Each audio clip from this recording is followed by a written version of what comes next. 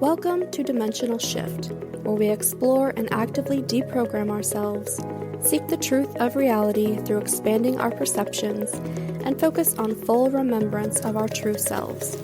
As we begin to connect to our true selves, we will also see the truth of this illusory reality and the way it controls us through our manipulated perceptions. As soon as we fully remember our true selves, we will also see the enemy for what it is and how to rebalance the system by freeing ourselves and assisting others to do the same, creating a domino effect into the evolution of human consciousness.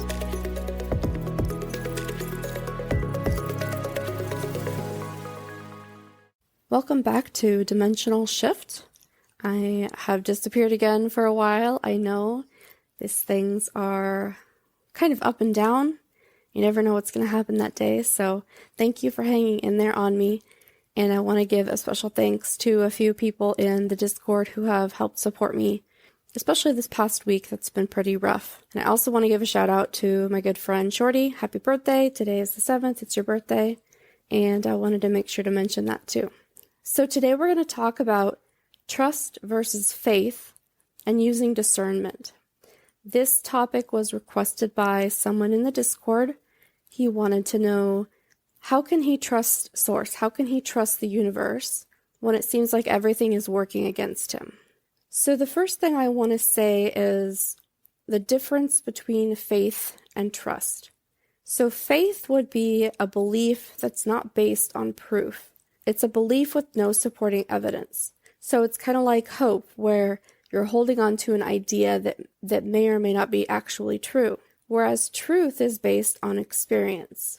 So if you haven't had a lot of experience really connecting to Source or feeling like Source is there supporting you, and maybe you don't meditate or you just haven't taken the time to really connect, because I truly believe that Source always has a hand extended to us, and it's just waiting for us to reach back to connect. So ironically, part of the solution is to take a leap of faith until you have that experience where you can trust.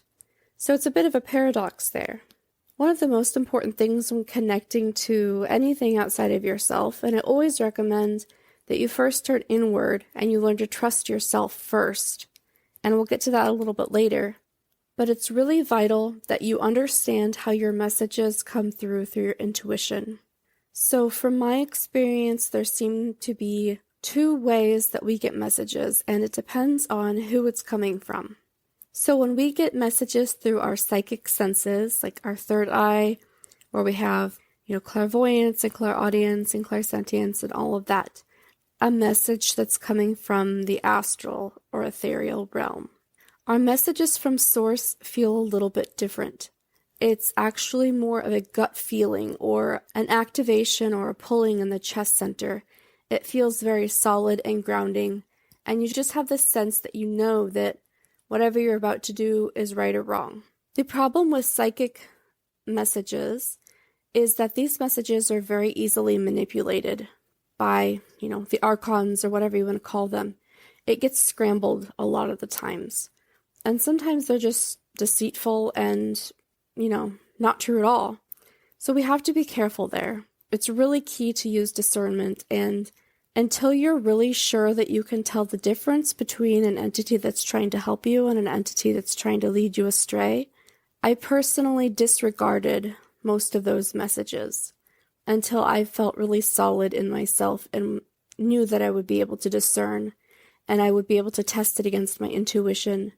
That would be more connected to Source that I could test that against. Sometimes we come to a decision point, and maybe we've received messages about which way to go, and maybe we haven't, but sometimes it can be kind of unclear. I want to point out that messages from Source through your intuition, they never feel urgent, they never feel obsessive, they don't create obsessive thoughts, they don't feel like this huge urge or impulse to do something, big or whatever, and it's very gentle. It's almost like, have you considered this option? Or perhaps you should think about this. It's never demanding. It actually never tells you what to do. It's more of a guidance. So when you reach these points where you have to make a decision and you're not really sure which way to go, Maybe you've gotten mixed messages, or maybe nothing's come up at all. The important thing to remember is this choice going to lead me to help, where good things are going to happen, where it's going to help me grow and evolve, or is this decision going to harm me in some way? Sometimes that can also be unclear, and this is where that experience comes in. So sometimes, yes, we're going to make the wrong choice. We're going to go down a path that's more of a struggle than maybe the other path was, but you can also learn from it. And it's important that you know your patterns and your blind spots. So if you have a message that says, oh, you should go hang out and go out with friends tonight, and your blind spot is that, if you go and have a drink, then you're going to have 10 drinks or whatever it is, it's going to lead to harm.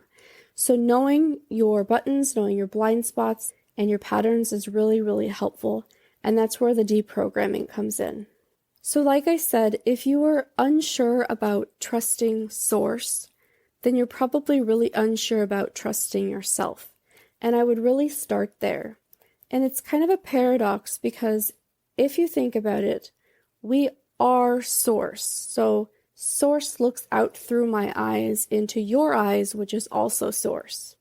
And so once you start to learn to trust yourself, you will also learn to trust source at the same time because you are one and the same.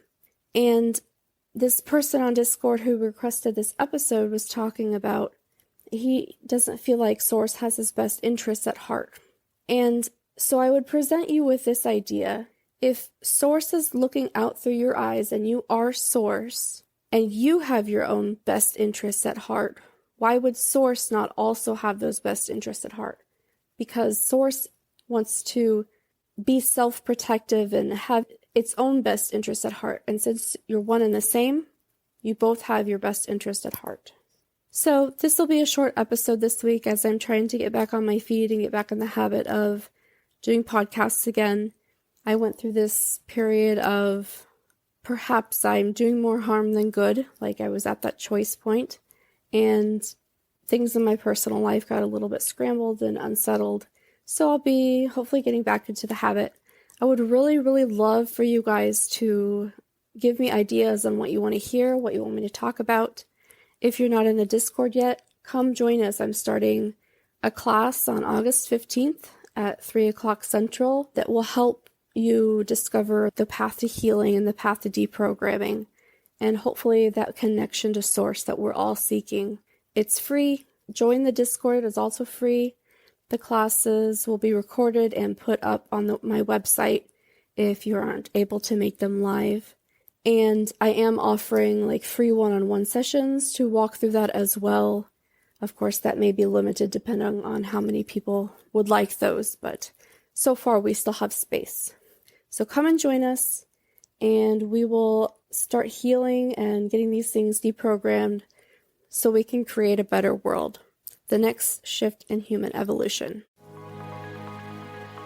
If you found this episode helpful or insightful, please share it with a friend and leave a review or comment. Make sure to subscribe so you never miss an episode. I host twice weekly open discussions on the podcast topic on our Discord server. If you'd like to join, head to dimensionalshifter.com/Discord. If you're on Reddit, come join the subreddit r/dimensionalshifters or send me a DM. My username is dimensionalshifter. Keep deprogramming, keep connecting, keep listening to your intuition. This is it. This is what we've been searching for our whole lives. Connection to our true selves.